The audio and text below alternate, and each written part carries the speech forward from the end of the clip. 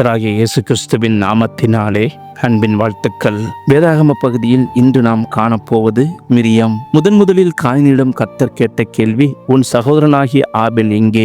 மிரியமிடம் இந்த கேள்வி கேட்டிருந்தால் நிச்சயமாக தைரியமாய் பதில் சொல்லியிருப்பாள். நல்ல கரிசனையுள்ள தமக்கையாய் தன் சகோதரன் மோசேயை தலைவனாய் உருவாக்குவதில் மிக முக்கியமான பங்கை பெற்றிருந்தாள். லேவி கோத்திரத்தைச் சேர்ந்த அம்ராம், யோகபேத் தம்பதியினருக்கு மிரியம், ஆரோன் என்ற இரு பிள்ளைகள் ஏற்கனவே இருந்தார்கள். மோசே பிறக்கும் போதுதான் எகிப்து தேசத்தை ஆண்ட பார்வோன் ராஜா பிறக்கும் ஆண் பிள்ளைகளை கொல்ல வேண்டும் என்று கட்டளை கொடுத்தான். ஆனாலும் யோகபேத் தனக்கு மூன்றாவது பிறந்த ஆண் குழந்தை மோசேயை 3 மாதம் ஒளித்து வைத்து வளர்த்தாள். பின்பு முடியாமல் ஒரு நாணல் பெட்டியை செய்து அதற்கு பிசினும் கீழும் பூசி தண்ணீர் புகாத பெட்டியாக மாற்றி மோசேயை கிடத்தி நைல் நதியோரமாய் நாணலுக்குள்ளே வைத்தாள். அச்சமயம் யோகபேத்தின் மகள் மிரியாமுக்கு 8 வயது இருந்திருக்கலாம். நாணலுக்குள் வைக்கப்பட்ட தன் சகோதரனுக்கு என்ன சம்பவிக்கும் என்பதை அறியும்படி மிரியம் தூரத்தில் நின்று கொண்டிருந்தாள். அன்று பார்வோனுடைய குமாரத்தி நைல் நதியில் ஸ்நானம் பண்ண வந்தாள். அவள் தற்செயலாக வரவில்லை. அவள் அங்கு வந்தது தேவனுடைய தீர்மானமே. நதியில் மிதந்த நாணர் பெட்டியை திறந்து பார்த்த இளவரசி ஓர் அழகிய ஆண் குழந்தையை கண்டாள். யாத்ராகமம் 2:7.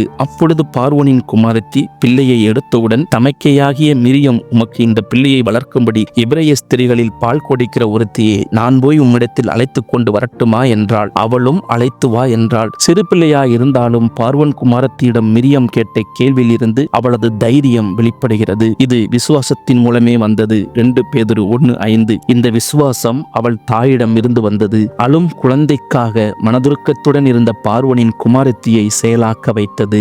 ஆம், மிரியமிடம் நேரத்திற்கு தக்க செயல்படும் தன்மை, ஞானம், பொறுப்பு காணப்பட்டது. தன் சகோதரனின் ஜீவன் காக்கப்பட வேண்டும் என்ற கரிசனை இருந்திருக்கிறது. ஏற்ற சமயத்தில் ஏற்ற வார்த்தைகளை பார்வோன் குமாரத்தியிடம் சொல்லி தான் சொந்த தாயையே அழைத்து வந்தாள். தன் சகோதரன் சொந்த குடும்பத்திற்கே வர ஏற்ற காரியங்களை செய்தாள். நீதிமொழிகள் 25:11. ஏற்ற சமயத்தில் சொன்ன வார்த்தை வெள்ளித்தட்டில் வைக்கப்பட்ட பொற்பழங்களுக்கு சமானம் என்று வசனத்திற்கேற்ப அவருடைய சொற்கள் இருந்தது. இப்படிப்பட்ட தைரியமுள்ள ஞானம், அறிவு, கரிசனை, சமயோஜித புத்தி நிறைந்த தமக்கையால் மோசே காக்கப்பட்டார். 30 லட்சம் மக்களை அழிவிலிருந்து காப்பாற்றினார். காயனை போல என் சகோதரனுக்கு நான் காவலாளியோ என்று கேட்டு பின்வாங்கினால் சாபம். மிரியமை போல் சகோதரனை காப்பது கர்த்தரால் வரும் ஆசீர்வாதம் என்பதை மனதில் கொள்ள வேண்டும். இஸ்ரவேல் ஜனங்கள் தேவனை ஆராதிப்பதற்காக எகிப்திலிருந்து விடுதலை செய்யப்பட்டனர். யாத்ராகமம் 4:22-23. எகிப்தில் அடிமைகளாக இருக்கும் வரை அவர்களால் தேவனை ஆராதிக்க முடியவில்லை. இஸ்ரவேலர் விடுதலை பெற்று செங்கடலை தாண்டிய பின் தான் தேவனை போற்றி பாடி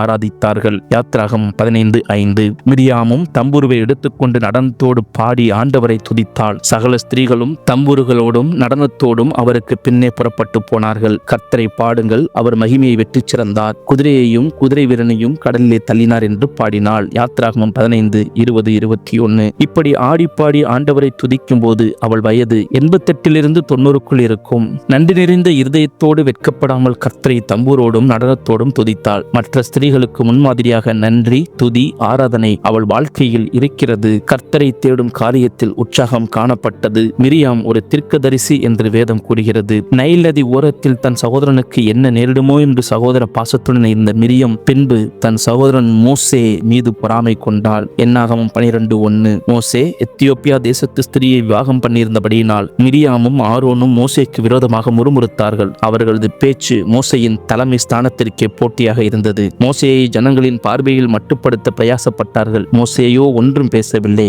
கர்த்தர் அதை கேட்டார். மிரியாமுக்கு தண்டனை கொடுத்தார். வெண் குஷ்டத்தினால் 7 நாட்கள் அவள் பாளையத்திற்கு புறம்பே இருந்தாள். இதனால் 30 லட்சம் இஸ்ரவேலரின் பிரயாணம் 7 நாட்கள் தடைபட்டது. மிரியம் என்றால் கசப்பு என்று பொருள். பொறாமை, அதிகாரத்தை எதிர்த்தல், பெருமை, அபிஷேகம் பண்ணப்பட்டவருக்கு எதிராக பேசும் துணிச்சல், இவற்றால் அவள் வாழ்வு கசப்படைந்தது. முடிவில் அவள் கானானை சுதந்திரிக்கவில்லை. அவள் வாழ்க்கை வனாந்திரத்திலேயே முடிந்தது. என்னாகமம் 20:1. மிரியாமின் துவக்க காலத்திற்கும் பிந்திய காலத்திற்கும் பெருத்த வித்தியாசம் காணப்பட்டது. சிறுவயதிலேயே சகோதர சிநேகம் உடையவளாய் புத்தி கூர்மையோடு தைரியத்தோடு மோசேயை காப்பாற்றினாள். தேவனுடைய திட்டம் மோசேயின் வாழ்க்கையில் நிறைவேற உதவியாயிருந்தது. அர்ப்பணித்திருந்தாள். மிரியாம் நன்றி நிறைந்த இருதயமுடையவள். தன் வாழ்க்கை முழுவதையும் ஆண்டவருடைய சேவைக்கு அர்ப்பணித்திருந்தாள். பெண்கள் மத்தியில் ஆவிக்குரிய ஒரு தலைவியாக, தீர்க்கதரிசியாக இருந்திருக்கிறாள். நல்லதொரு பாடகி, ஆராதனை வீராங்கனி. தேவன் கொடுத்த வெற்றிக்கு நன்றி நிறைந்த உள்ளத்தோடு பாடகர்களின் தலைவியாக இருந்து பெண்களை வழிநடத்தினாள். ஆனால் இறுதி நாட்களில் பெருத்த பின்மாற்றம் காணப்பட்டது. குழந்தையாய் இருக்கும்போது காப்பாற்றிய தன் சகோதரன் மீது பொறாமை கொண்டால். அபிஷேகம் பண்ணப்பட்ட மோசே மீது மிரியாமும் ஆரோனும் விரோதமாக பேசினார்கள்.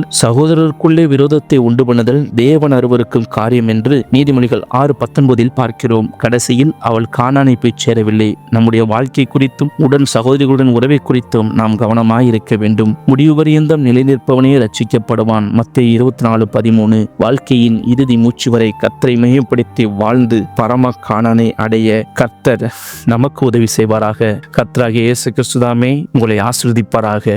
கர்த்தர் நாமம் மகிமைப்படுவதாக. ஆமேன்.